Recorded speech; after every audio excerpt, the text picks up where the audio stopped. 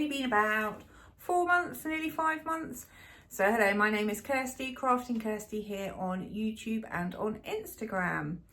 I am back with a update video of what I've been working on.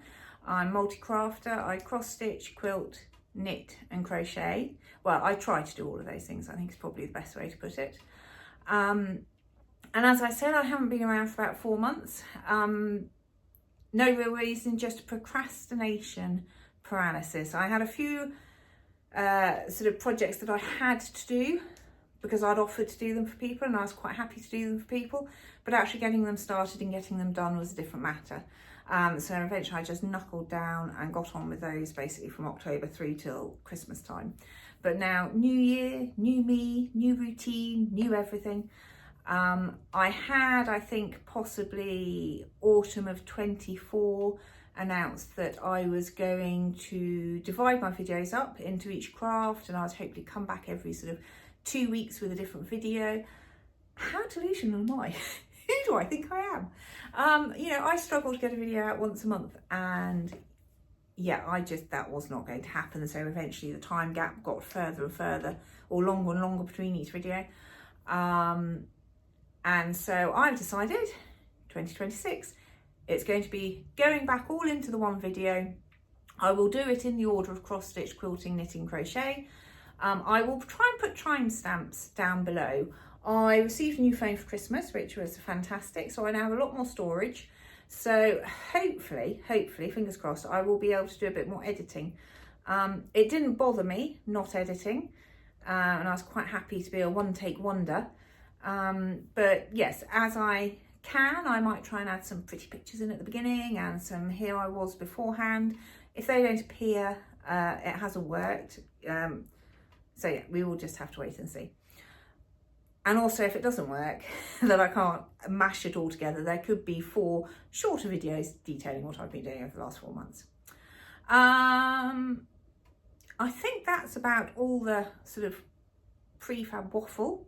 So let's start with cross stitch. In October, I went to the Hats Retreat in Swindon with a group of friends. That was great fun. And I had 2 new starts there. And then that was about it. I didn't cross stitch anything really for the rest of the year. So I can't remember what I showed you in my last cross stitch video and how far I was. But one of the projects, oh, I haven't got these in the correct order. Sorry.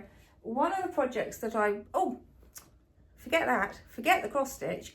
Behind me, we have got my Catherine Kerr Etoile Rouge quilt on the wall up there.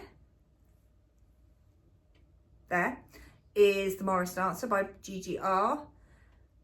Over there on the sewing machine is my Wonky Donkey from Stitch Your H that I got 2 Christmases ago for Christmas ornament. On the sofa is the fireside blanket. No, oh, I've just been to look. Yuletide blanket from Attic 24. And underneath that, you can just see one star is my Star a Day quilt. But I will try to give you a little slow view. So I've got it hanging up on the... It's a little bit wider than the curtain rail. Where am I going? Sorry about this. That's my blanket. And down here, it's my Star a Day and Muttley. So the Star a Day was Somerset Designs. And yes, the Etoile Rouge is, I think it's 47, 2, 4, I think it's 7 by 7. It's just different stars. Catherine Kerr has a huge website, quite a few quilt-alongs, quite a few free project quilt-alongs and lots of tutorials, so well worth a look. Anyway, so I've moved the camera, so I'm now just checking there aren't any cobwebs or any dirt because it wasn't supposed to be positioned there. Right, back to cross stitch. So the sampler that I worked the most on last year was Leela's Studio with Thy Needle 2. I don't know what you can see. I don't know what the lighting is going to be like. So you're not going to be able to see me, which is no hardship. But I don't want to cover my mouth just in case. Right, we'll start with this end. So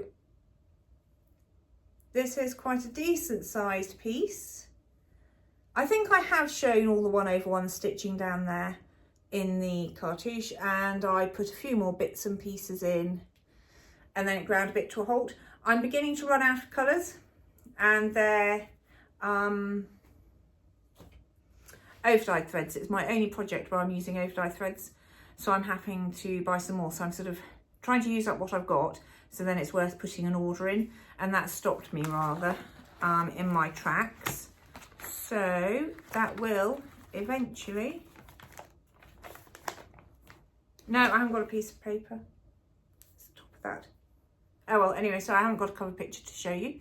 I started that a couple of years ago with Stitch Your H actually for her birthday sale. That's my nearest piece to a finish. So I'll talk towards the end more about my plans for this year, but obviously if I could get that finished, that would be great. But I hadn't actually put that into my plans, so I might have to jiggle them as I go along. So the two new starts, as I said, I had at the retreat at Swindon, which was Mrs. Parkman's Academy of Needlework. And they were, oh, these two. So the first one I'll show you is the last in the Janet Dodd 6 for 60 stitch along, start along from last year. I think I've started 5, possibly 6 charts with her. And this was the last one. So this will be Heart's Ease Exemplar, Virginia, a Cumberland County sampler. So this is absolutely massive, but it will be a sort of sister piece to my Antrim's Folly, which no, I haven't. In fact, I haven't got any further. I'm going to restart that, which, you know, you'll see later on in the year. So anyway, we started this in Swindon. I am a top right hand, as you look at it, starter. This is 36 count Edinburgh Antique Ivory, and that is my start so far. I really enjoyed this actually. Oh, sorry, let me turn it that way. Oh, so we're more towards the light. There you go. So I really enjoyed this. I'm looking forward to getting back to it. It's just going to take a long time, and that's absolutely fine. DMCs. I am a DMC girl, as I said, apart from that one project. And then the second new start I had was GGR's ATS sampler 1871. This is a sampler from Saxony, and I started this with Adele of Smurfette Stitches and Penny, I think. I don't know if she has started it or not. I haven't really been on, sorry, something flashing lights down there. Haven't really been on social media, so I haven't seen whether she started it or not, but this is the sampler. And when I first got it, because there's a whole load of bands, alphabets and just squiggles, when I first got it, I thought, oh, I probably won't do those because I'm much more of a picture, pretty picture and silly animal stitcher. When I actually started it, the top right hand corner, which is there, is completely blank. So I didn't want to guess it because I'm on a narrow piece of fabric for this. So I am using an offcut of 36 count Tabby Cat linen. This is just the ticket. And I have started in the bottom right corner here. And so all I have done is, I'm starting at the bottom, basically using a thread up and then working my way up until I can get to the pictures. And then I will probably do, or motif, sorry, I will probably do a motif, come back, do a bit of the squiggles, motif, squiggles, etc, etc. But this is on this, which is double, and I don't think I'll have too much extra at the end. So yet another biggie. If you know me, you know I'm a back stitcher. If you're new to me, I am a back stitcher. A very slow back stitcher, but I am a back stitcher. So those were basically the 3 sort of bits of cross stitch that I worked on up until Christmas. In the older Betwixtmas, or what is it? when it's in between Christmas and New Year, there's another word for it. Oh, I can't remember. My mind's gone completely blank. You've got Betwixtmas and... Anyway, in that time frame, I thought, right, I'll get myself organised, sort out what whips I've got and start a plan. I'm not going to do a whip parade, or I'm quite happy to do a whip parade, but my whip parade will mainly be the cover sheets because 90% of my whips are just top right hand corners at the moment. I had about 6 or 7 new starts last year, so they are literally just like, oh, there's the outline of the corner. So if you want, in February, I will quite happily show you the cover photos of all my whips. Otherwise, you will see them as they come up in rotation. So I started my little book, wrote all my whips down, nice, neat, tidy, pretty, finished all, realised I'd missed a whip, so I had to go and scribble some things out. I can never have anything that's just nice. So I have got a total of 19 whips at the moment. I've got 14 BAPs, which are the size of, you know, the last 2 that I just showed you, my Leela Studio, they're big stitches. I've got 2 mid-sized projects and they are, trying to give you, I've got the Comfort Lighthouse from Carriage House Samplings, and there was another one. Oh, Away We Ride by Blackbird Design. So those are my sort of mid-sized stitches. And then I've got 3 smalls. So I've got a Pineberry Lane, I've got Autumn Pinky, which is a very, very small, and I can't remember. Oh, Bringing Home the Tree, which is another Pineberry Lane. So I basically, because last year I concentrated on a finish, I think the year before I concentrated possibly on that big finish up there. And so a lot of my whips have not been touched for 12 to 18 months, and I really want to get back to progressing them forwards. So I sort of basically worked it out that I was going to give each BAP and mid-size project will get 3 weeks in total throughout the year. And that's 15 days. I'm not including the weekends. So that's 15 days. And a day is basically half an hour, which isn't a lot.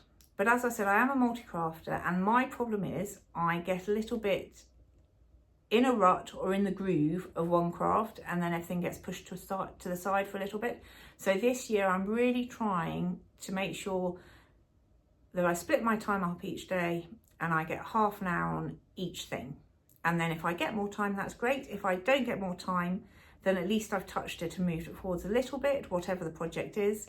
And, you know, there are times I only get to work on 2 bits. There are days I only get to work on 1, etc. But I'm not then just getting in the groove of knitting a jumper and ignoring all else, or stitching one chart and not doing any quilting. So I'm going to aim for half an hour and 15 days worth of half an hour.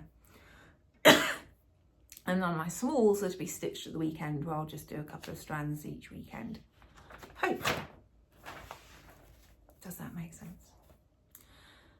So I've worked on 3 projects so far. Occasionally I'll overlap 2, you know, so I'll do half an hour and half an hour.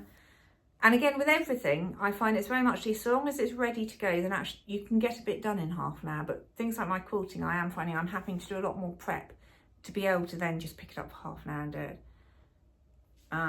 Then, yeah, anyway.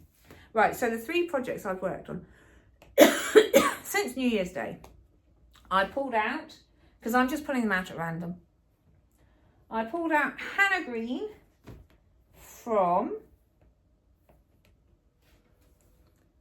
Hannah Green 1826 from Hats. So this was a 6x60, Janet Dodd 6x60 start last year. I started this, she didn't. I was supposed to start the 7 sheep sampler. I couldn't find it, so I started this one because it's got quite a few sheep on it. If I can, I will put in a before photo here. If I can't, then I can't. But I am now up to here. So I think this could be another bit of Tabby Cat. Just the ticket linen, 36 count. I bought a big piece at the first hat sampler, and I've managed to get a few samplers onto it. So I think when I first started, if you haven't seen, if the photo didn't appear, I basically had this top right hand corner done up to about here and here. So I've taken the border down, I found the bottom, I put a whole load of flowers in, and what I've actually done is, so I think I've done about 13 half-hour sessions on this, but I have left the inner flowers because during summertime when we get busy, it's much easier for me to be able to pick something up which just has one colour and is filling. So I thought, well, that's great. I'll leave those flowers, and at some point this summer I will pick it up. I think they're all blue in there, and that's fine. I can just go and fill those in, and I've made a bit more progress. So that is the Hannah Green 1826 from Hats.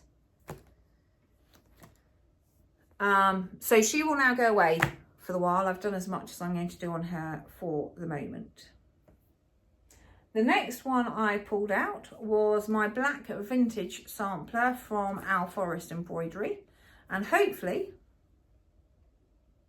there will be a photo there of my before, although I think I might have taken the photo after a day or two of stitching on it because obviously I don't think about doing it. Now, I started this a good couple of years ago with Elaine, Ellie Ready Stitcher, and I think she might be a bit further ahead than me now, particularly if she's finished the house. But anyway, I am now here. I am not doing this in black. I have chosen a selection of 4 different browns, and I am just colouring in as I go along, basically. So the last I had, I've just stabbed myself, sorry. The house was done. I think most of these were done. So I've bought this half border right across the top. I've taken this border down, done those small motifs, the owl, and I'm just starting on the grandfather clock. But this has had 2, 4, 7 days of work on it. So I've got another sort of 7 or 8 days. This isn't one that I will save for the summer, mainly because there isn't much just fill-in stitching. It is quite detailed. It's all quite detailed, and once you get into it, it's fine and you can get a rhythm and it's great, but it's not just mindless fill-in. So I will do the full however many days, and you know, it's flexible. If I'm 2/3 of the way through the grandfather clock, I will finish it if I feel like finishing it, even if I go over my allotted daytime. So that is okay. Sorry, I didn't show you the cover photo. That is that. So I think Elaine started in the middle. She's done quite a lot of this, and she's now up to the house. I can't remember if she's finished it or not. But yeah. So it's just a really cool sampler with lots of different motifs in it. And you know, when I stitch on it, I enjoy it. And then the third piece I pulled out to replace the Hannah Green is Touch Beauty by Permin of Copenhagen. So here we go. I think this is well known. This was a restart a couple of years ago. I did initially start it. I didn't like the fabric that I'd started it on, so I restarted it, and this is being done on 40 count, just I think it's an antique white or an off-white from Zweigart. And again, hopefully the photo. If not, I have done everything apart from I've stitched the bird and this flower pot so far. Right, there we go, that's a bit of a better colour. So far this has only actually had 2 days work on it. This is a 40 count, which I do find once I've readjusted to it, it's fine. I do find it a bit hard to start with, but on 40 count, this is a massive piece. So, you know, not much left to go. This is just ridiculous. This is going to take me a long time, but I do enjoy it when I'm stitching on it. It will be interesting to see how far, can't remember how I folded this now. It will be interesting to see how far I can get within the sort of 15 odd days or so. And yes, it's but my big question with this chart is how to actually tackle it. So you've got the centimetre, and then this is a mirror image of this. So do I do this, go across and do this, or do I go up that way and then down that way or back up that way. So I'm not just stitching the same thing within a very close time frame. Although in reality it's not going to be a close time frame. But yeah, I love this piece. One of these days it will be done. And then the final thing I have worked on is completely random. So as I said, at the weekends I'm going to try and concentrate on my smalls, my scrappy blankets, and just odd projects that I fancy doing. So rather than picking up a small cross stitch, I decided to pimp my Winterberry case. So this is what we got. Sorry, I've got a bit of something sticking out of it.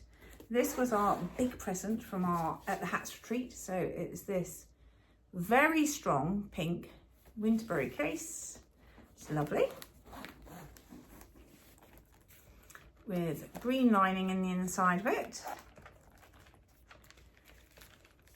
Which is great, and there's some various bits and things in there. I haven't really, well, I haven't stitched much, so I haven't touched it or used it. But I did decide I wanted to individualise it, personalise it, pimp it up, whatever. So I've decided I'm going to do a band of stitching, hopefully, because, you know, whether it'll work or not is anybody's guess. A band of stitching around here, around the bottom section to begin with.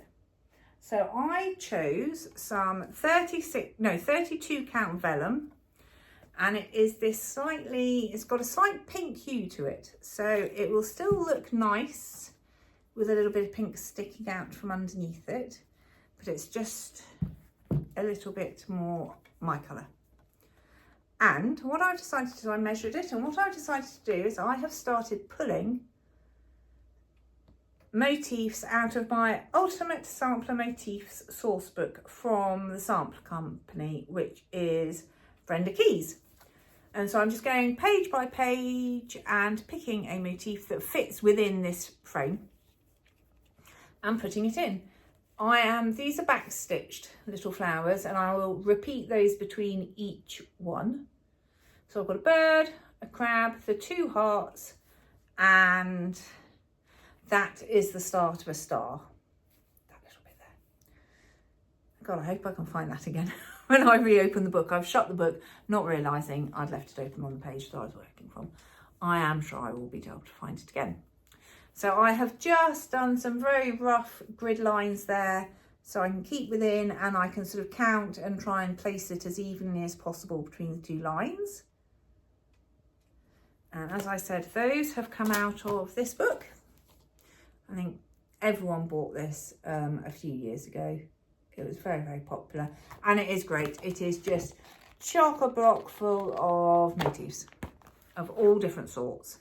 So I'm just picking the ones, as I said, that will fit in and just that I like off the page.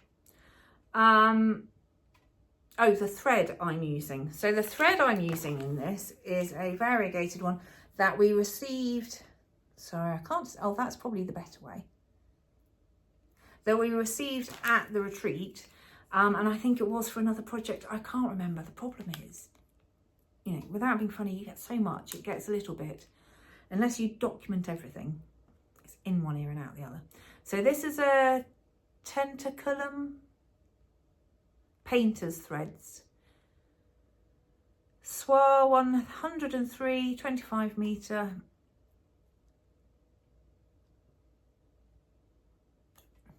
$104. So it's this sort of greens, greens and reds and lighter sort of yellowies, and it's quite nice. It's quite nice, but it's the sort of thing, you know, I wouldn't use within a chart itself. I don't have any other 103s, and yeah, I seriously doubt I'm ever going to buy a chart that specifies this one particular number. So I thought, right, I will use it for this instead. So this is the start. Whether I actually get to fit it around here is another question. If I do, then I'm going to try and do a top piece. I've already worked out basically how I think I'm going to do that. And then I would like to, I'm not much of a stuff person. I know that sounds, and I don't mean that rudely, but I just don't buy, yeah, I'm just not much of a bits person. However, I do think this is very practical, and I would love to have it so that I have a needle case in it, a little scissor holder in it. I bought some beeswax from Stamford Market the other week, because actually that was the one thing that thread does, or it did for me, not quite a bit. So I just bought myself a block of beeswax. So it'd be quite nice to make a little container to put that in. So the dog ate it. He thought it was a bit of food. I didn't actually think he would take a bite, but he did. So, still alive.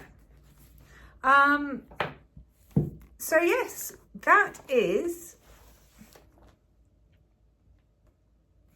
everything I've worked on so far. And I've told you my general plans for the amount of time I'd like to spend on stuff. See how long it lasts. Haul. I do have some cross stitch haul. Sorry, let me just move that out of the way. Don't need that anymore. So whilst I was at the Hats Retreat, the first thing I did was I ordered a chart from Sue at Peakside Needlework. So I'm on the Scarlet Letter email, you know, sort of list. And she advertised one of her new charts, which is a miscellany from, did I say, yeah, Scarlet Letter. So last year I finished the Huntsman. If I can, I'll put a photo. Oh, I suppose I could put a photo here. Or it might be at the beginning or the end. And I really enjoy this sort of, this is very muchly cross stitching by numbers. It's fill-in, it's full, oh, this isn't particularly, but a lot of them in this style are full coverage, but block coverage. There's not a huge amount of confetti in them at all. So I saw this chart, loved it, asked Sue to buy it, to order it for me, picked it up from her at the Hats Retreat, and then showed it to Stitchy H, who really likes it, and she has bought it as well. And I'm going to start this for, or we are going to start this for my birthday this year, because very sadly I am 50 this year, which is quite a shocker. That's John just home. So yes, so that will be my start in July. And apart from this and the Pineberry Lane Fancy Blacket, which I do every year with a group of friends, that hopefully will be my only start this year, because I really need to get on with some of my whips. Two other charts I bought whilst I was at Hats. The first one is Mary Ann Gollins sampler. It's another beast of a sampler. And this is from Jane Greenough. So that is a one of these days I will get around to stitching that. And the other one, which again, really, I sat next to Stitchy Rachel at the Hats Retreat, really wound Rachel up, is the 1814 Call to Arms sampler by Cissy Bailey Smith of Gentle Pursuit Designs. Now, I really like this, and that at the very bottom is said to be the Tower of London. So I was showing this to Rachel, going, look, it's the Tower of London. No, it's not, doesn't look anything like that. Anyway, so she got very on her high horse about that, but I liked it, so I bought it.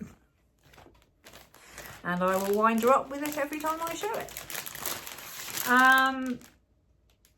So yes, I then also bought some hoops. So, excuse me a minute, just trying to read my notes really quickly. Okay. So yeah, I'm on to hoops. So I normally stitch in hand. I enjoy stitching in hand. On the lower counts, like 27 count Linda, that's great. I have found on these higher counts, particularly 36 and 40 count, I struggle with it a bit more. And it's great going one way or that way. Going up and down, I find a little bit more awkward. So I thought, well, I'll give some hoops a try. I went to a Newark quilt show last week before. So I picked up this one, and I picked up this one specifically because I think it's quite good oval and size to be doing a border, so you can get a decent depth of border done in it. It's fine. It's not the easiest to put onto your fabric, but it holds it when it's there. Really not sure what that's for. In fact, I've already pulled it out 2 or 3 times, so that's fine. Yeah, it's okay. And then I bought this style of hoop. I don't know what these styles of hoops are called. I'm sorry, I've lost the labels. I bought this style of hoop, which is like this sort of spring-loaded clip, and it goes in. And this is the dog's bollocks of hoops as far as I'm concerned. This is fantastic. So easy to use. So easy just to move it 1/2 inch up your fabric. I will be buying more of these. I might buy a slightly bigger one, but actually I quite like the small space. I'm quite happy holding it and doing it. And as I said, it's so easy to move that it's great. So yes, that's it. We're at 30 minutes and that is my cross stitch done. So if you're leaving me here, thank you very much for joining me. I hope you've have done some good stitching, are doing some good stitching, and have enjoyed seeing what I had to show. And I hope to see you at the back end of February when hopefully I will have made more progress. If you are continuing on for the quilting, then I'll be back in 2 seconds. I'm just going to see what John wants to do. Right, we're back. I just had to have a brief interlude because John came in. As I said, new phone, so it's slightly different, and I've paused it. So hopefully, having paused it, it will now just be continuous rather than me having to cut it and put it together. But we shall see. We shall find out. So we're on to the quilting section now. So if you're still here,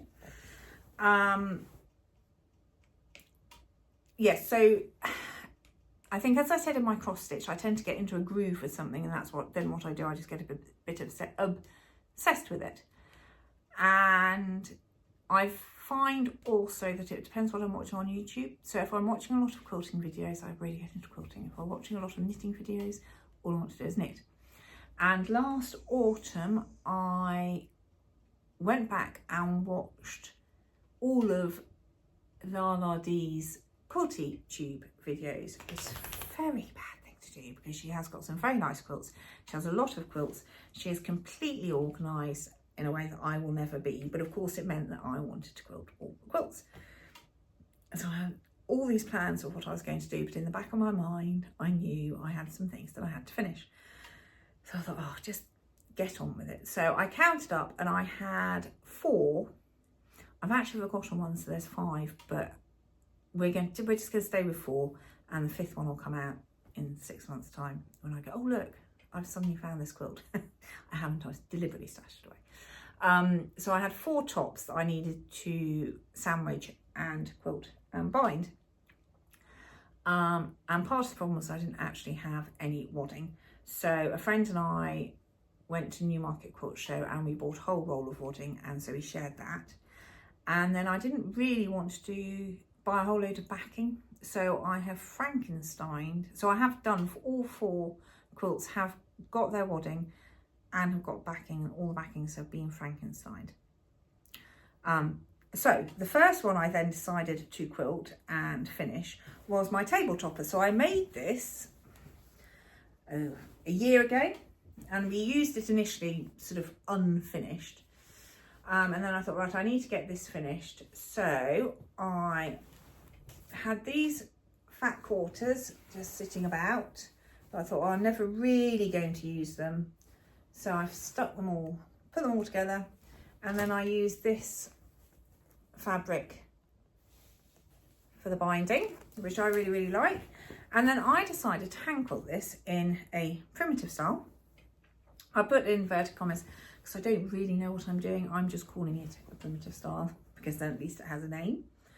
And I don't know if you can see very well.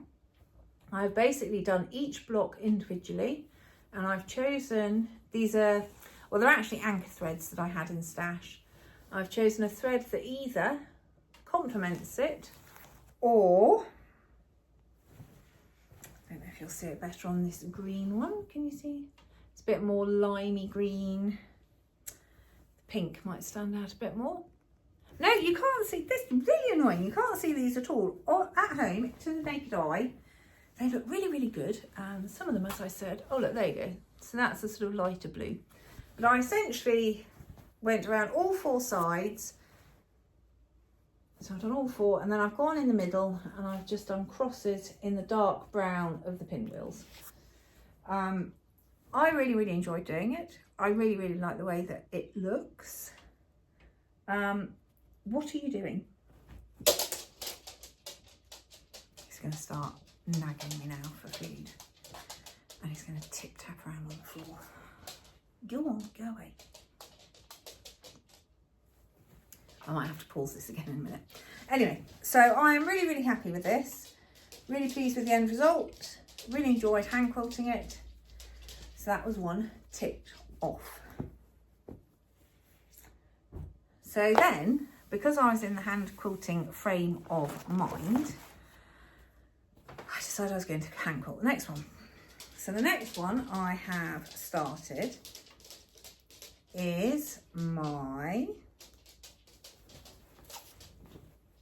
I'm calling it Halloween Ladies.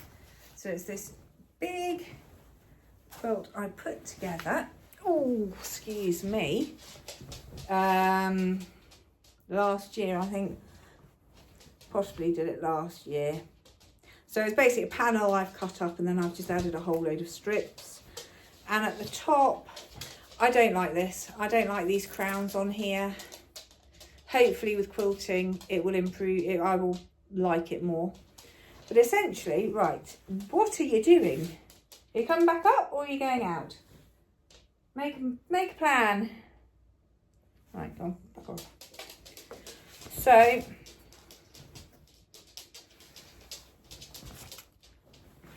I've started over here. You can see, now this is more traditional hand quilting, as in I'm going for a lot smaller stitches. I am just using, I think it's probably just a Gutterman. I've got 2, one's an orangey, purpley variegated, and one's a sort of lime and greeny variegated thread that I'm really not going to use for anything else. So I thought, right, I'll just start doing it on here. So I followed, there was a little bit of a natural pattern there to follow. Some of them I've done lines diagonally to one side. Some of them I've just done straight lines down the middle. And then the next ones I've done diagonal lines going the other way. And I'm basically just repeating that pattern down. So I'm really enjoying it, but it is obviously taking quite a long time. It's quite a big quilt. And I'm very,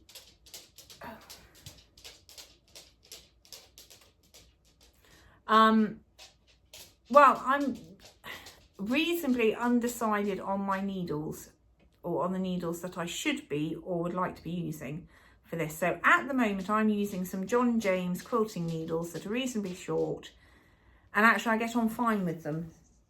But a lot of videos that I watch about hand quilting sort of say, oh, you should use in-betweens. Well, I haven't got any. I went to a quilt show a couple of weeks ago, as I said, and I thought to myself, there's normally a big notion stall, and I wanted quite a few notions.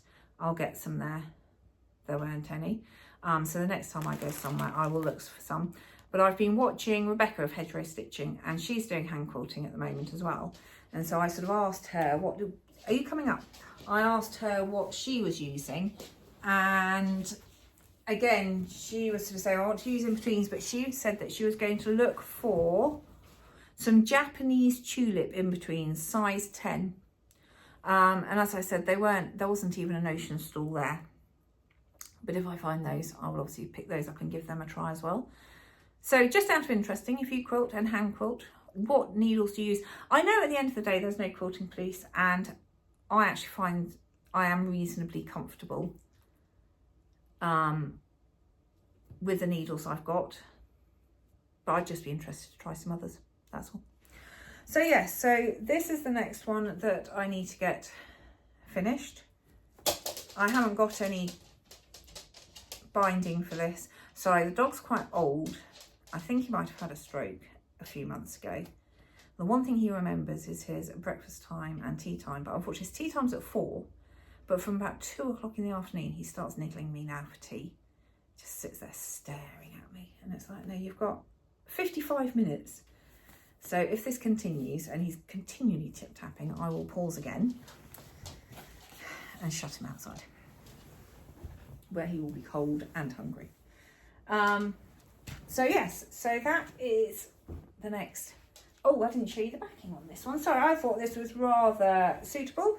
I made a quilt a couple of years ago with Tula Pink's Alice in Wonderland fabric, and I had so much of it left over, and as much as I love the quilt that I made, I was never going to make another quilt with that fabric, and it's not fabric that really goes in with the rest of my stash at all. So I thought, right, what better thing to put it onto than onto the back of a Halloween quilt.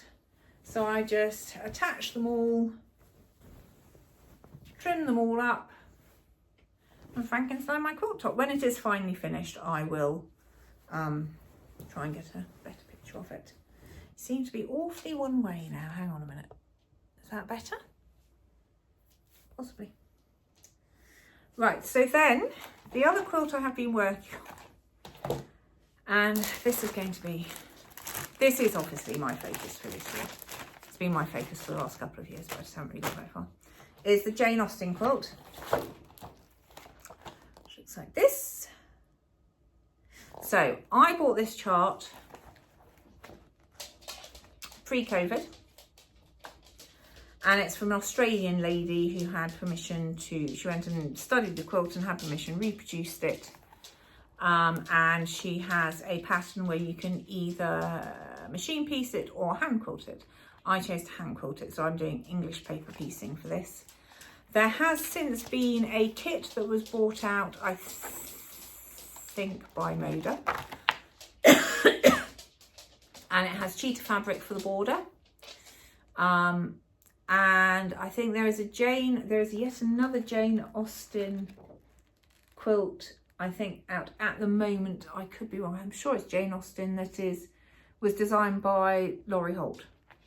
So there are 3 of these, 2 of which look like this but are just made differently, and one which is very different to this. It's a medallion style quilt. I am doing mine all in French Channel fabrics. I did have it up on the wall, but I took it down for Christmas. The pieces that I've done, took it down for Christmas, haven't put it back up. So at the moment I'm busy making diamonds. And this is where I was saying my sort of half an hour fell apart slightly, half an hour a day. Because actually I went to a quilt day. I have 2 groups that I go to where we sort of hire a room and we all sit and chat and have lunch and what have you and quilt and sew. And it was on that day that I managed to get all of these prepped, and having got all of these prepped, it's now very easy just to sit down and pick something up and do half an hour and start to get some pieces put together.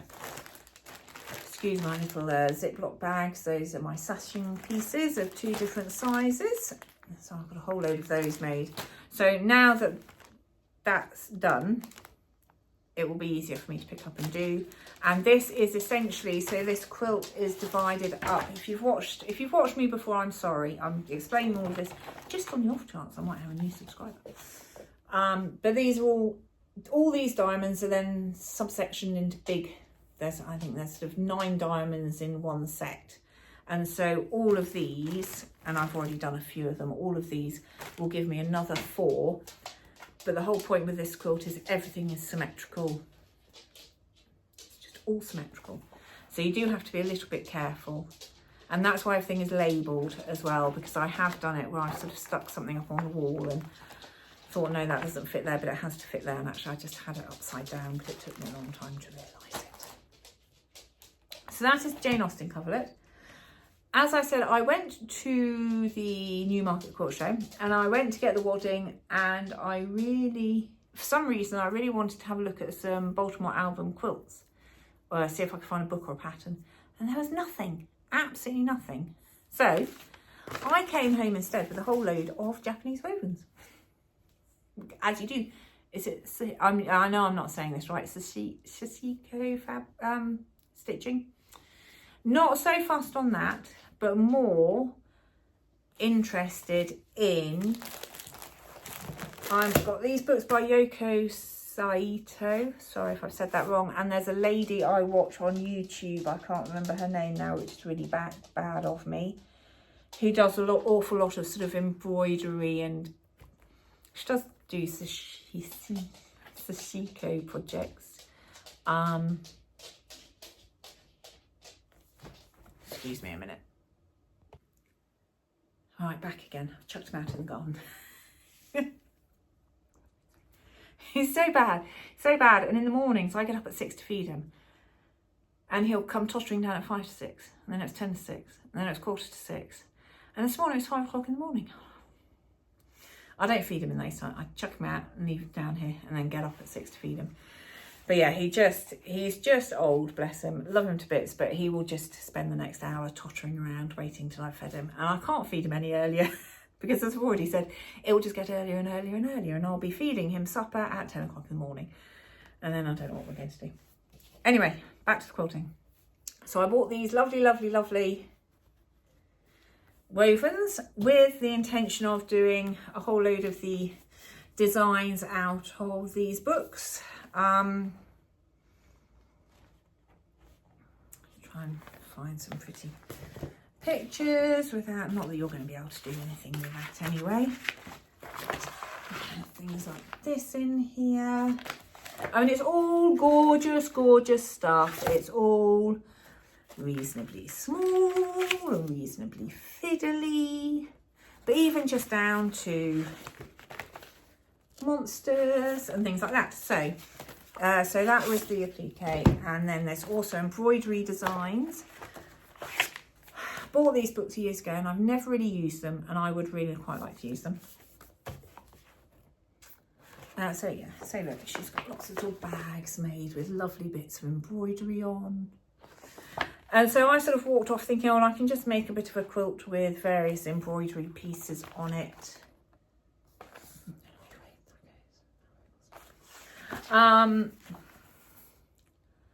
But actually what I think I will do is I will use these books, but I would like to, as I said, for my Winterberry case, I would like to sort of make a needle book and things like that.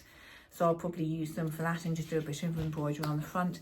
And then I actually have a sewing box, one of the wooden ones, which sort of pulls out. I bought a couple of years ago on Facebook Marketplace. And I really feel in the need that I need to organise all of my stuff at the moment. It's all getting a bit out of control and all over the place and jammed in here, there and everywhere. And again, I would quite like to get it so that I've got stuff in there, one layer for knitting, one layer for quilting. I've got various utensils and notions, and again I will make sort of bases for the drawers, and yeah, just things like that, just fiddly little stuff as such. But yeah, I bought these, and I bought some pearl cottons to use to embroider with them. I don't know whether that's quite the right thing. I like the colours of them. I don't know where they are at the moment, hence the fact I need to organise my stuff. Yeah, I can just, you know, experiment and play about. And to do that, obviously you have to trace and then put on, and I was struggling with that. So you obviously get a design and then you need to trace it and get it onto here, and because it's dark fabric, you can't see through it to get the design onto it. So I ended up buying some sticky water soluble paper stabilizer, printable, self-adhesive, fabric-like, water soluble. So this is great. I basically copied, I think, because it was a while ago that I was fiddling around with this, I think I used a plain piece of paper, traced it, did a thicker outline, traced it then onto this so I could see. I had to do the thicker outline so I could see it through this. Put this onto the square. The square is quite small. I did initially buy a very small hoop. The small hoop is far too, it's just not big enough. So actually I've got strips of scrap fabric to go around the edge, which will keep it into a bigger hoop. So I put the design on here, water soluble paper, did the embroidery through it. It worked absolutely fine. Stuck it in some water and it dissolved straight away. It was really, really good. And I can't find that piece that I did. It was a dog and I can't find it. Otherwise I would show you, but I haven't got it. But that is basically how I'm going to work it. And then another piece of haul, which I've forgotten about, which is a bit bad. And again, I'm going to blame La La Dee Stitches for this. was this book, My Enchanted Garden, Applique Quilts in Cotton and Wool from Gretchen Gibbons. This is just gorgeous, and I'm on a real applique drive at the moment. There's this quilt I'd like to do, and I bought a pattern last year that's also all applique that I want to start this year. So yeah, so I'd forgotten I'd ordered this book, so I think I ordered this in October. Completely forgotten I'd ordered it. Then happened to I think watched her Quilt Whip Parade, or watched something in December or November. I thought, oh yeah, I really want that book. And then thought I'll wait till after Christmas. And then in December I suddenly got a notification, because this came from America. Oh, your book has shipped. Good job I didn't order a second one then. And then the only other bit of haul, again from the Newmarket Crochet, 2 years, or maybe it was in the spring, last spring, possibly, I bought this lovely fabric that I have pieced together to make a king size quilt. So it will be a whole cloth quilt. It'll be a whole cloth quilt because it's just one piece of fabric rather than patchwork. However, it's not a whole cloth quilt in the traditional sense that the quilting is the main thing. I just absolutely love this fabric. I would like to hand quilt this, although I might be a bit over hand quilting by the time I finish my other 4 quilts.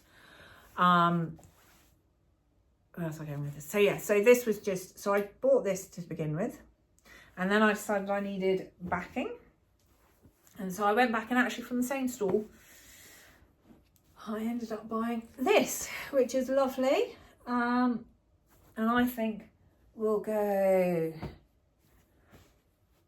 perfectly well with that as background. It's just stars. It will be very easy to put the 2 strips together again to make it the correct width. And I think, having been into a shop, bedding shop, and they had sort of displays out on the beds, I might actually end up clamshelling, doing the clamshell shape on it, because I saw that on a quilt and I thought it looked really good. So that is just a plan at the moment. But this, I had hoped to start this autumn, or winter time.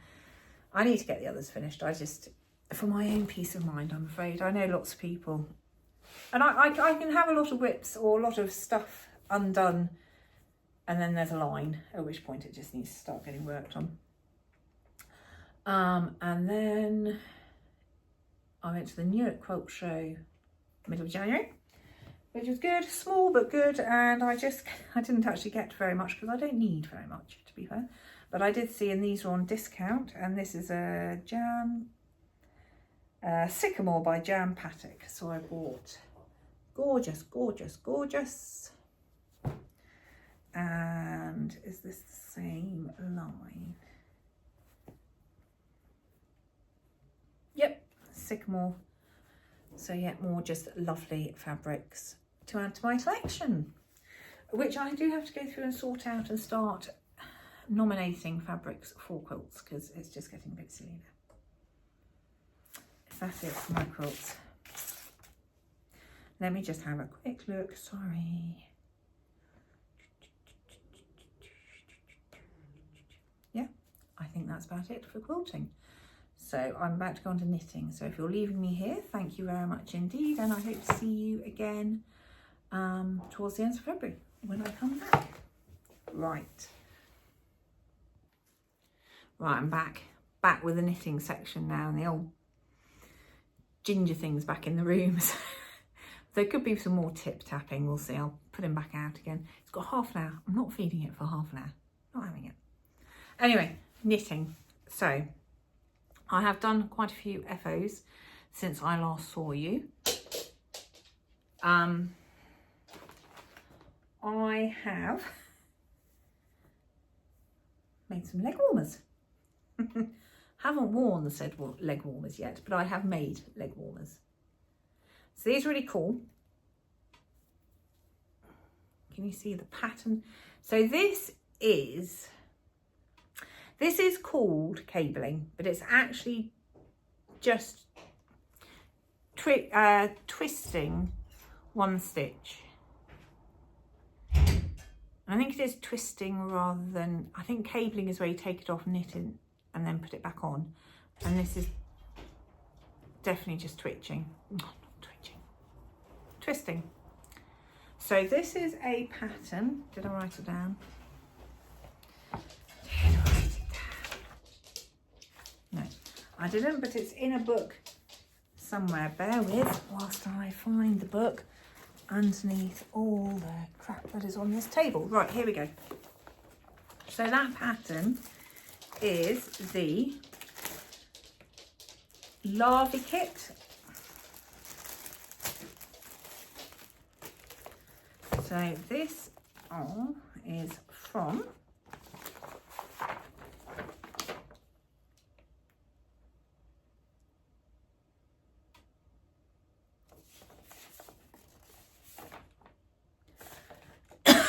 excuse me, from Susanna Pabin, P-A-B-I-N. Susanna is 2 Z's, not S's. It's about approximately £3 on Ravelry. And I use the West Yorkshire Spinners fleece. So it's 100% wool, blue-faced Leicester in the colour Fossil. So those are my fossil coloured leg warmers. So it's a really, really simple pattern, really good pattern.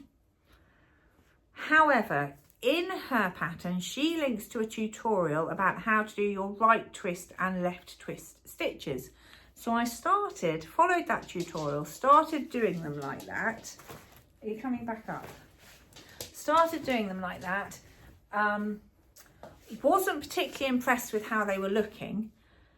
Then I went wrong, so I pulled it back. And then I started looking up other tutorials, and I ended up using a Brooklyn tweed tutorial, and it was totally different. The method was completely different to the method that the first tutorial had told you to follow. So I used Brooklyn tweed and found it much easier. It was making a much better twist to give me a much more defined sort of look of the cable. So yes, I mean, I'm sure there's nothing wrong with the other tutorial. The lady linked it, so that's obviously the one that she used or thought was right. So it's more just, if you don't get it the first time, or it doesn't look right the first time, keep hunting through YouTube, because there might be another way, or there might be a better tutorial, or there might be a different tutorial, or, you know, it's always worth having a look around. So anyway, as I said, I haven't worn these yet, but I will. One of these days I will wear my leg warmers. But yeah, I really enjoyed making them, and I look forward to at some point wearing them. I then made myself the je ne sais quoi cow from, who's that from? Hang on a minute. So I've got so many notes and so many books, it's ridiculous. From Inez Garcia.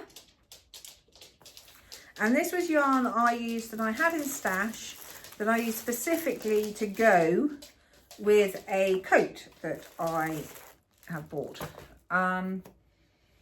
So this is the cow. Yellow and green, as you can see. Looks a bit funny on there, but it's basically just a whole load of slip stitches. I don't know what the white bits are. Let's find a bit without the white on it. But yeah, so it's nice, it's thick, it's quite upright, a little bit itchy. I haven't yet washed this. I will do now. I'm always a bit scared to wash things before I show them, just in case they disintegrate. And as I said, this I used stash yarn for. So it was, the green was Wharf Mill yarn, Saddleworth.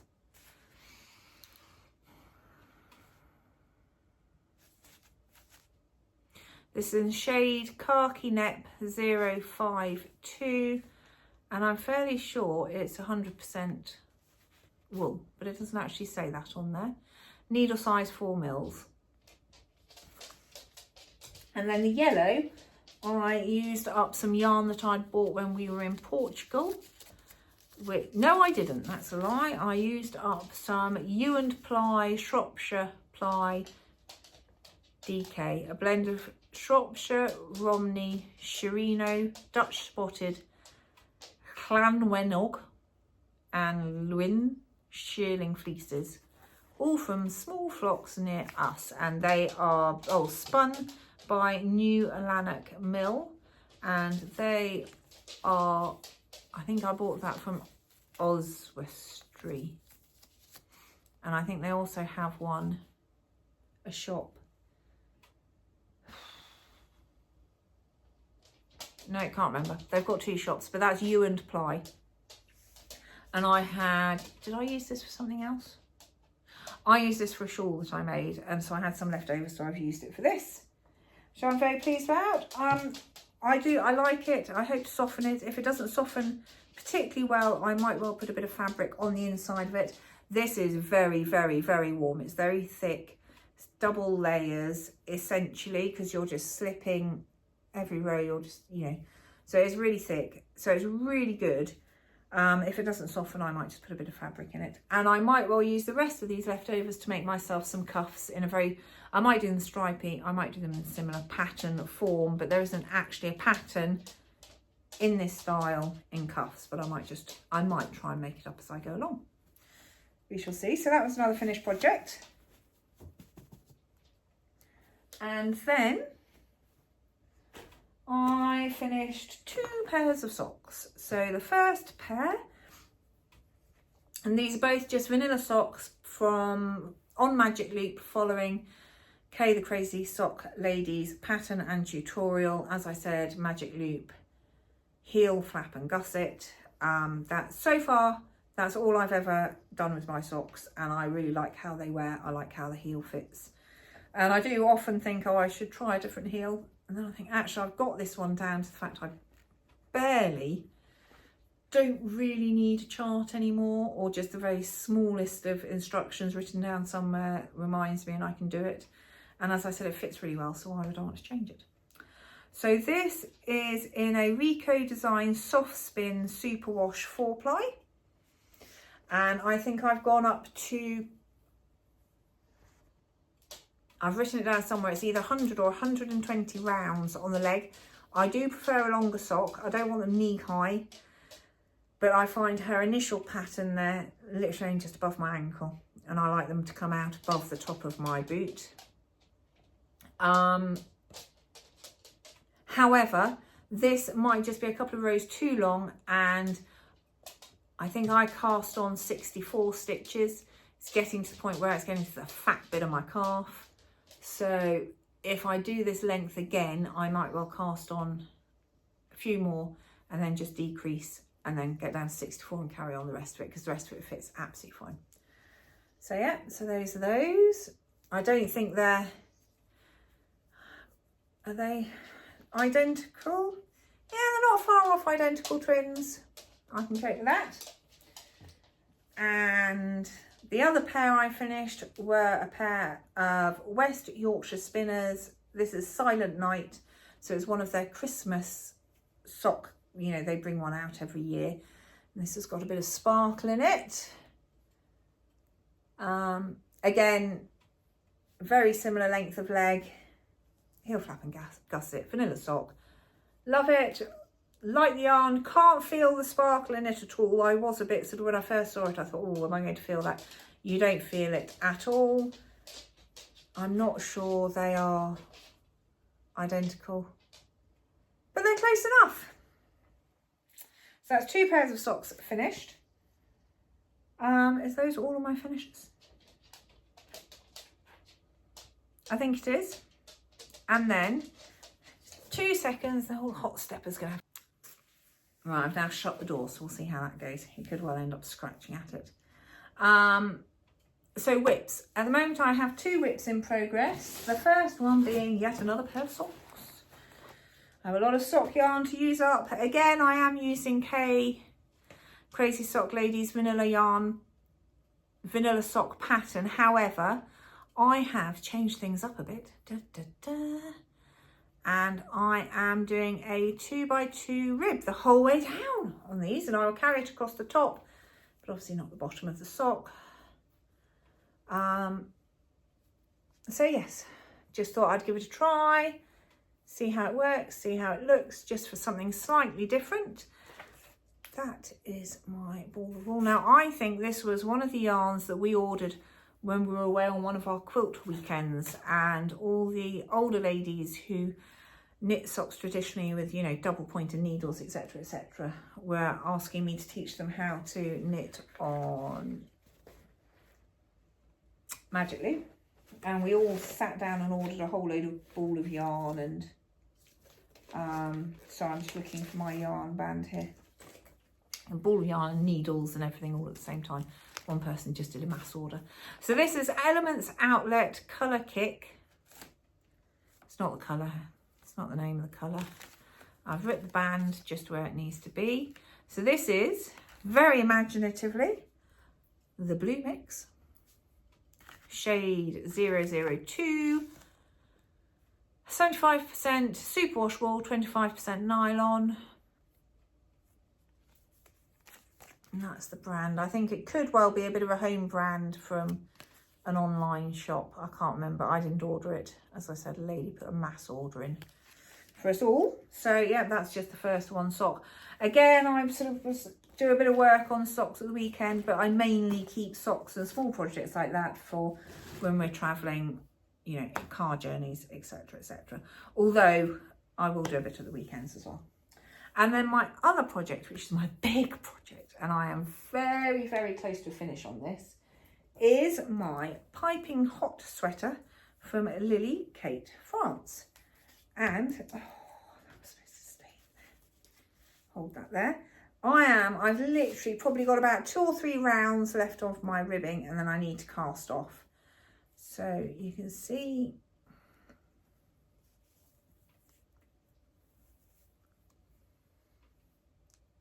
that is my piping hot ribbing. So it goes down one sleeve, down the other sleeve, front and back. So I ordered this pattern a while ago. Well, actually, I bought the yarn for this pattern a long time ago. And then I got the pattern, downloaded it, printed it off, and it's about 12 pages long. I was like, oh my God. Just completely intimidated me, and there were all these instructions. So I was like, oh, and I knew it wasn't just a simple top-down raglan, which is all I've done previously. Anyway, I thought, got this yarn sitting there. It wasn't the cheapest of yarns, and so I need to start using it. And so I went through, and it is the best pattern ever. Absolutely love it. She is so thorough, very clear, very concise. There's diagrams, and it's just, yeah, it was from something that I went thinking, I'm never going to be able to get this made. You know, it's a really, really enjoyable pattern, and it's very well written. And I think a lot of people say that about, and there's a lot to it because she does a lot of shaping, which is why it fits so well, which is part of the appeal. So we started off with these, so it's a saddle shoulder. I think it's a saddle shoulder, and then I think that's had a bit of a drop shoulder in it there. So you start off with these 2 strips, which is great because it's a good way to practice putting in your piping, which is intarsia, I think is the method that you do it with. You then pick up, join in the round. I got it down to where I joined underneath the sleeves and finished that ball. There were lots of short rows, which is fine. And again, the way that she explains her short rows and the way that the short rows are written into the pattern is really clear, concise, and completely makes sense. I know a lot of people in the patterns, you're sort of starting in the middle, and you've got to show middle of the neck, and you've got to show short row at either end, but it's actually sort of half. Well, and you can get a little bit, well, I can get a little bit confused about what number I'm on, whereas with her, you started at 1. It was just very simple, very well written out. So once I'd finished the first ball of yarn and I joined it underneath the shoulders, I then decided to come back and do the neckline. Now this is the only area that I'm not 100% sure about. I did it as it was charted, where she said to do, and it wasn't fiddly, but essentially because you've already got these 2 shoulders, you pick up, knit back and forth, do the same on the back, fold these bits over, tie it down. But this is only one layer. Now this, I think my yarn is heavier than the yarn that she actually called for in the pattern. It's DK, and she calls for a DK, but hers looks slightly more sport weight end of DK, whereas mine is quite a thick DK. And I have the slight concern that it might just be a bit heavy and stretch the neckline out, in which case I might well, and if I just think it looks that bit thinner compared to everything else, I might well knit another into it and then attach them and sew them down and just strengthen it up and thicken it up. But I haven't decided yet. I will see, and I will see how it wears and how it looks at the end of the day. If it does look like it's being dragged down and the ribbing's being stretched out, I will modify it. Other than that, so far, love the fit. I'm hoping, or I'm assuming, it is going to grow a little bit with its blocking. Doesn't need to grow much, but there's a perfect point and I'm just slightly short of the perfect point, in the hope that that will then bring me to the perfect point or slightly over, rather than getting to the perfect point to then have it go too long. We'll see, I don't know. But as I said, literally I've got a couple more rows of ribbing to go and then it will be done. And I'm so pleased with this. So just look at all the different, and that pink. Yeah, I messed up. So you've got 4 stitches here. And for some reason, when I picked up with the shoulders, and you had a whole load of short rows over this shoulder to make the shaping.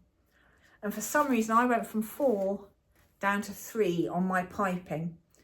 And you can see from here to here the difference. I maintained the 3 and I've kept the 3. I did the same thing on the other arm, even though it's a mistake on this arm. I thought actually there is enough of a difference that it would annoy me. You might not be able to see it, but it would annoy me. But hopefully you're never going to have these so close together, because these were the 4 stitches that you can really tell. Anyway, I kept the 2 arms the same and the back and the front is the same. But that is the only mistake, well, as far as I know. Might all fall apart. That is the only mistake I know that I did. And I don't know quite how or why I did that. I'm still new enough to knitting that I do find picking up stitches for the shoulder or for the arms, or I do still find it a little bit, oh, I hope I'm getting the right number, or I did, and she was like 2 in every 3 first time I've done that. So I was then trying to make sure that it was even the whole way round and I had the correct number the whole way, yeah. So it's not, you know, I'm sure in a few more jumpers time that will just be easy. But at the moment I still find it a little bit stressful, and I think that's where I just messed up with this. Anyway, other than that, I'm really happy with it. So the yarn is, oh, it's in the bag over there. It's John Arbon Textiles. Oh, I love it, love it, love it, love it, love it, love it, love it, love it. Let me just get a thing out. Devonia.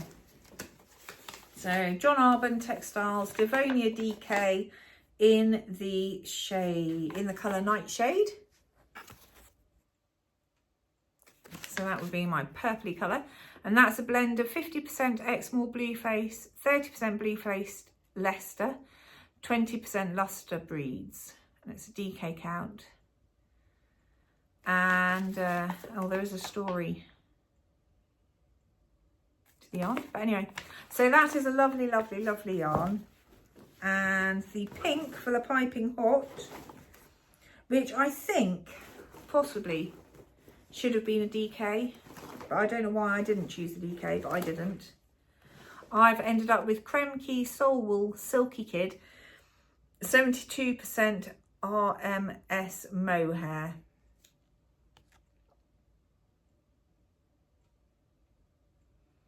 And 28% silk, I think.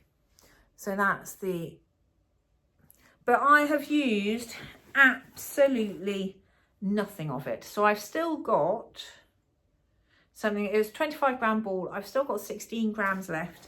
And we did this because I have put this into a knit along that Leah of the Ruby and Pearls podcast is holding, which is a Lily Kate make along, or Lily Kate along 2026, where she's encouraging everyone just to make a lily cake pattern because she's a huge fan of hers.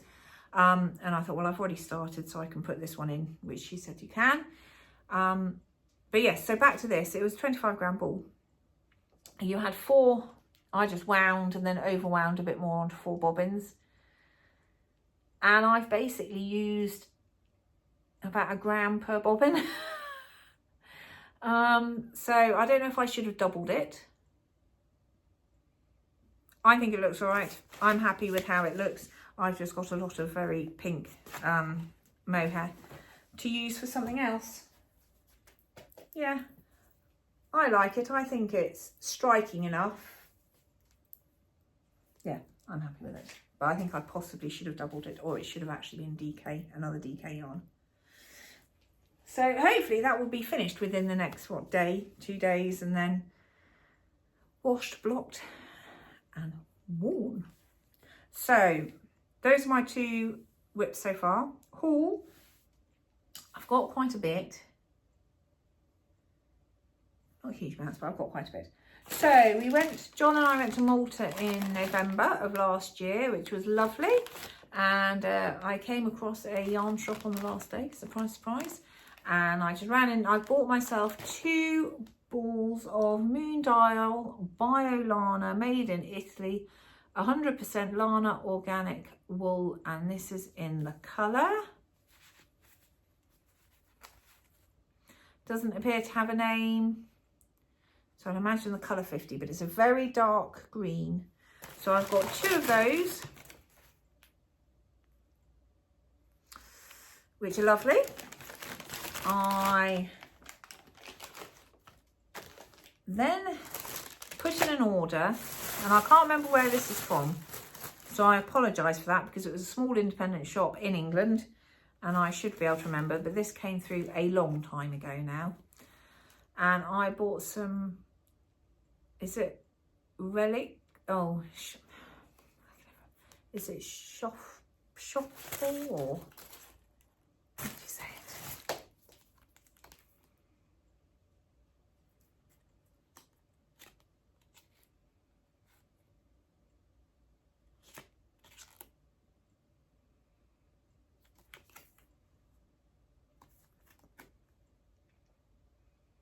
I think it's shuffle, I think. Anyway, I bought 2 of these in this dark, dark navy. Which is lovely. And I think, is this 100%? Isn't it? Yes, it is called navy. Sorry, I can't find a label that I can actually understand. Recycled roving waste from Zorbable production, transformed into a carded yarn. Oh, there we go. That's what it is. 70% wool, 20% polyamide, 10% acrylic.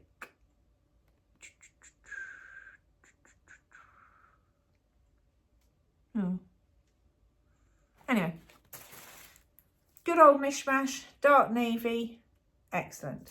From the same shop, I also bought a Merchant & Mills Tailor's Chalk, because I do have that dress pattern that I need to make that I'm very, very scared of.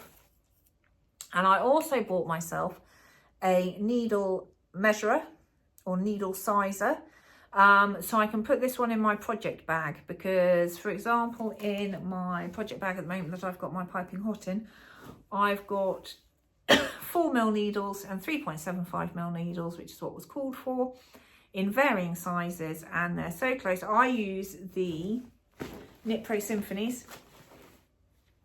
which I really, really love. I have absolutely no issues with them, apart from the sizing rubs off once you knit a few things. So, not being the expert that I am, I need a needle sizer, so I make sure that I'm using the right size at the right point. So I've got one, but I've bought myself a second one so I can have it in my project bag. And then I can always make sure I'm using the right needle.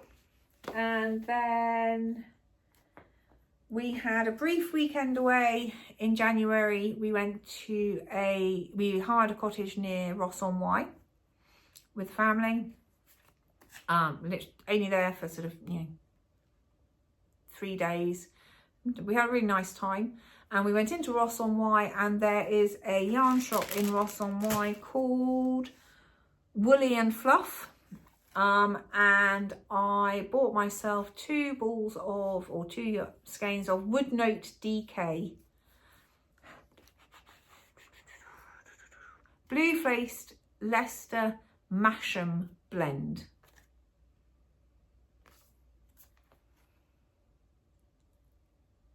Wood Note, meaning sounds of the woodland, is a breed specific yarn blend with a luxurious handle. It blends together 34% blue faced Leicester, I can never say that, blue faced Leicester, 33% Masham and 33% merino. By dyeing an undyed brown yarn, it allows us to achieve a unique range of melange shades. The shades in this range are inspired by English woodlands. I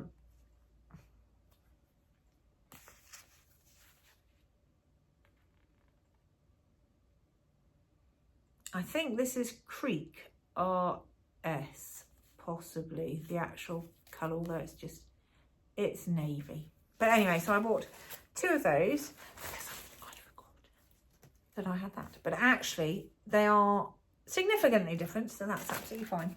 What am I going to do with all these random 1-off, 2-off skeins of yarns? Headbands, cuffs, and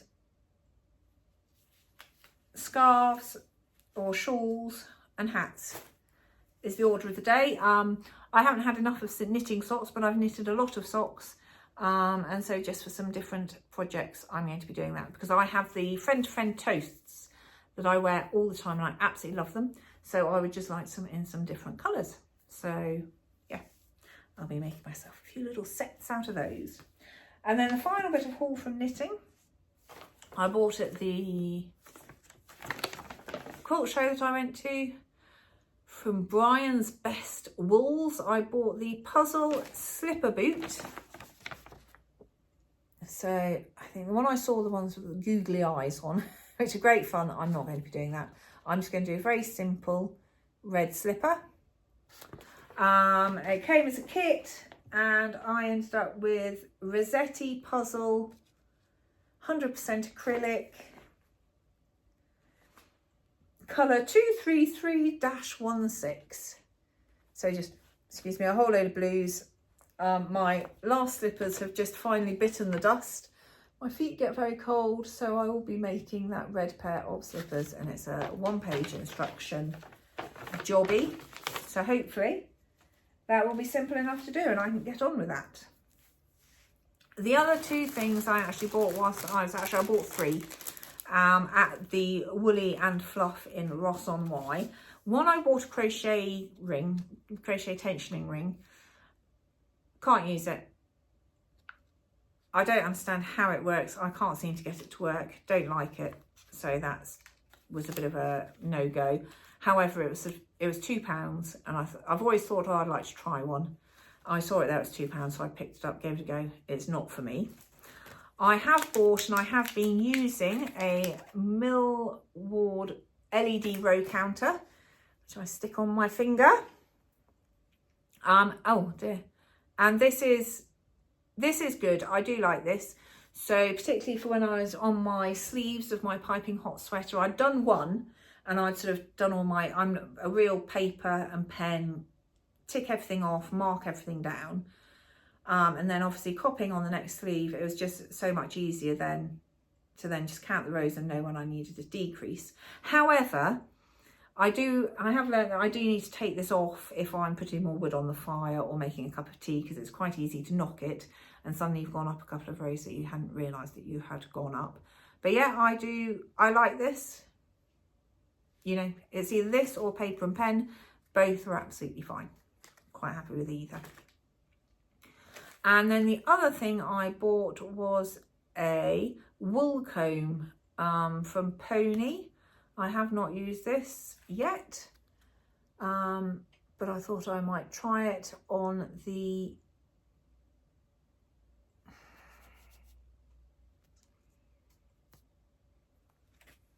the word's gone. Absolutely gone. Oh well, anyway, the fluffy bits that you get when it rubs together, I can't remember for the life of me what that word is. Anyway, so and the lady in the shop recommended this one and said it was really, really good. So I thought, right, okay, again, not overly expensive, I will give it a go. I think that's it for knitting. Crochet, very quickly, I didn't get my scrappy blanket out. I have done a little bit more on my scrappy blanket that I will show you, because I'm going to trying to do that at the weekends. I will show you that next time. I've only done a couple more rows. It's a very, very scrappy, just like triple crochet blanket, but it's quite wide and it's going to take me forever. But as quickly as I empty the ball of stash and leftover yarns, it fills back up again, so that's absolutely fine. I had a huge project before Christmas where my niece asked me to enlarge the baby blanket that I made for her daughter last autumn 24. I said, yes, of course I will. I had thought, because it was a reasonably small blanket, I would do that pattern another 3 times, put it together with a cross in the middle to make one big blanket. So that's what I started off. I knitted my next 3, got the original one back. Of course, it's been used all year. It's been stretched over her. It's been washed. It's been dried. You know, she loves it. She uses it. Much bigger than it was when I handed it to her. So I then had 3 uneven compared to this one. So it's a real hodgepodge now. It's a real, you know, it's very organic and homemade. And I did say, if you don't like it, I will quite happily just start again and use it. She said, no, I love it, it's great. So they're using it. So that took me a long time, a lot of crochet. So once I'd done that, I then went back to this crochet blanket that I started to try and use up a whole load of yarns last autumn.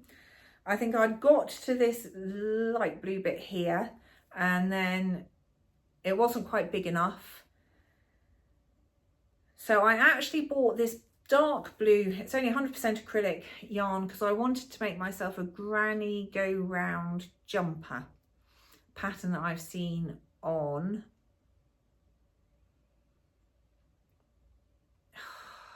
can't remember her name, on a crochet podcast that I watch. Jojo Lou Crochet, I think, possibly. Anyway, so I thought I'll just do it because I've never crocheted a jumper before. I thought I'll just do it in acrylic to start with. And I thought, no, actually, I don't want to. You can get some drops that's just as affordable as acrylic, so I might go down that route. So I then used the dark blue instead. I've used it to start enlarging this quilt, which is basically, it's a real mishmash, just using up, I'm sort of calling it my summer blanket because it just reminds me of the beach and the sea. And so I then bought this further turquoisey colour. I've only got 1 ball of that, so I'm just going to continue to sort of do these dark blues and turquoise, and certainly until the turquoise runs out, at which point I then think this will be done. Yeah, so that's absolutely fine. So that is just a scrappy quilt to use up leftovers, and but most of them were entire balls that I'd bought for other projects and not used. And I think that's it crochet wise. Yeah, that's it for crochet. 1 hour 28.